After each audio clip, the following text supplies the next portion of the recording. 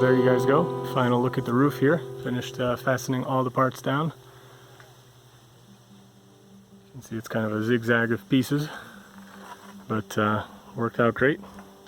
I'm sure it will work to keep everything dry. Let me get down from this big pile of bricks here. I got these bricks actually from a job I was doing for free. I just had to move them, so that was pretty cool too. I'll be able to build a nice patio out of that. But yeah, I mean, I'm super excited. The whole entire structure that you see here is all reclaimed stuff, aside from the screws and the nails.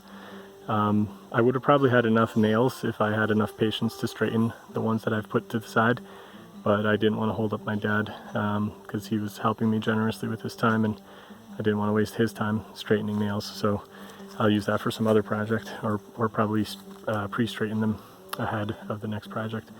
I've got a little bit of an overhang here. I didn't want to cut it because I figured, what the heck, why not? Just get some extra rain protection.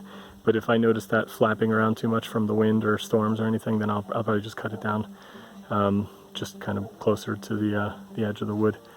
But yeah, everything reclaimed, all the wood just reclaimed. And even the pillars, actually, I got that from our old property when I sold it. I was the bottom of an old shed that I took apart. So really happy with this project.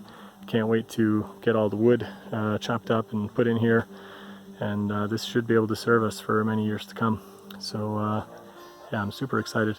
I also have enough wood, some of these big beams left, that I will probably end up building some kind of, you know, kid tower or something to play on for the kids out of those, but then I'll just use cleaner wood for the decking, you know, just to make sure that everything's good for them. So I might use new wood for that part, but for the pillars, I'll probably use this reclaimed wood, which is totally fine. So yeah, that's the final look of it. Should have enough ventilation and enough protection from the overhang that all the wood should be nice and dry.